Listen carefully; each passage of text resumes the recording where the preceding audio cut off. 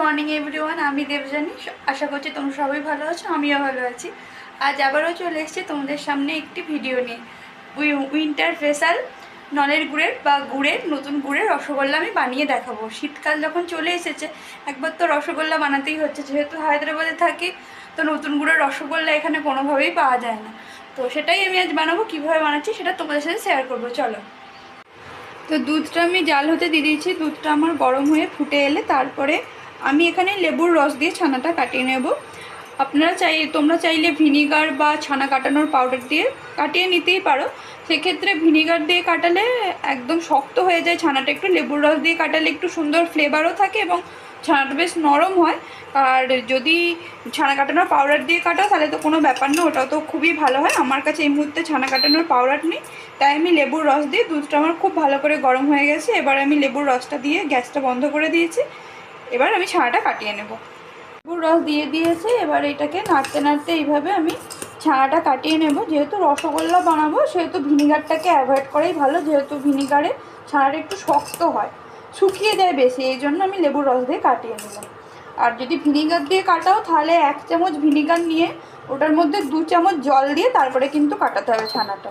এই ছানাটা কাটিয়ে নিয়ে এবার আমি ছেঁকে নেবো ছানা। এই মুহূর্তে আমার ছানা কেটে গেছে। এবার এই ছানাটাকে কিন্তু আমি জল ঝেড়ে একদম, তো একটু একটু জলটা ভালো করে, খুব ভালো করে একটু জলটা ঝারিয়ে নিতে হবে। ছানাটা আমি খুব সুন্দরভাবে জল ঝরিয়ে নিয়েছি। তো এরপর এর মধ্যে একদম আমার 1 লিটার দুধ দিয়ে যে ছানাটা বেরিয়েছে তার মধ্যে আমি এই দেখো 1/2 চামচ কিন্তু ময়দা অ্যাড করছি। এর বেশি কিন্তু ময়দা অ্যাড করা যাবে না। যদি এর বেশি ময়দা অ্যাড করা হয় তাহলে ছানা মিষ্টিগুলো, রসগোল্লাগুলো ফেটে যাওয়ার সম্ভাবনা আছে এবং শক্ত হয়ে যাবে।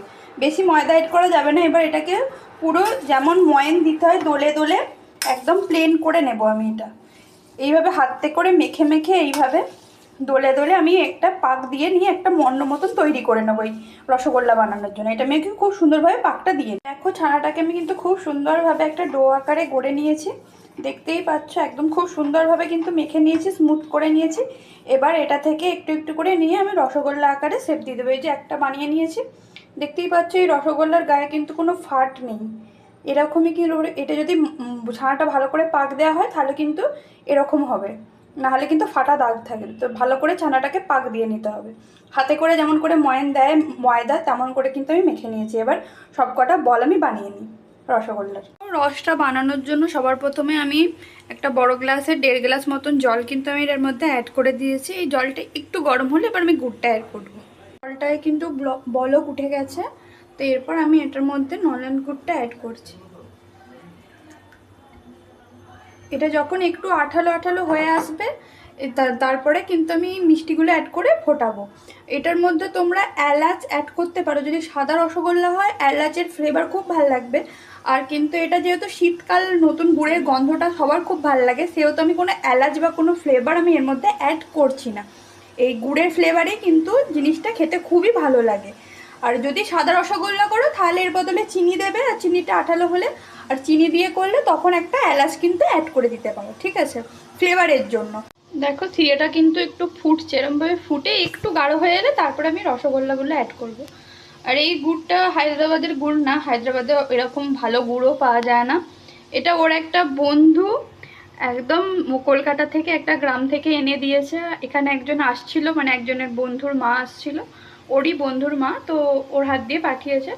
গুড়টা পুরো অরিজিনাল গুড়, গন্ধটা এত সুন্দর বেরোচ্ছে কি বলবো তোমাদের সবাইকে। অরিজিনাল গুড় দিয়ে একবার বাড়িতে এইভাবে বানিয়ে খেও, আশা করছি খুবই ভালো লাগে। 5 মিনিট ধরে ফুটিয়ে নিয়েছি। এবার আমি রসগোল্লাগুলো সব অ্যাড করে একটু ঢাকা দিয়ে দেবো, তাতে ভালো করে এইগুলো ফ্লেভারটা ঢুকবে। আরও 5-10 মিনিট একটু ফোটাতে হবে এটা।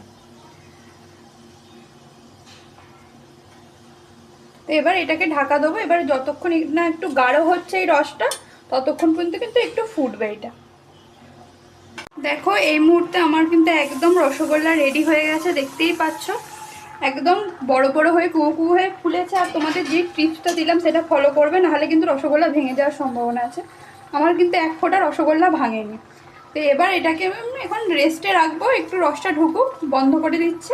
একদম রেডি হয়ে গেছে আমার রসগোল্লা। তো দেখেই নিলে কত সহজে এই গুড়ের রসগোল্লা, ননের গুড়ের রসগোল্লা, এই উইন্টার স্পেশাল তো আমি বানিয়ে ফেললাম কত সহজে বাড়িতে। আমি যে যে টিপসগুলো দিয়েছি সেগুলো ফলো করে বানিয়েও তাহলে দেখবে পুরো দোকানের থেকেও টেস্টি খেতে হয়েছে, দোকানের মতনই।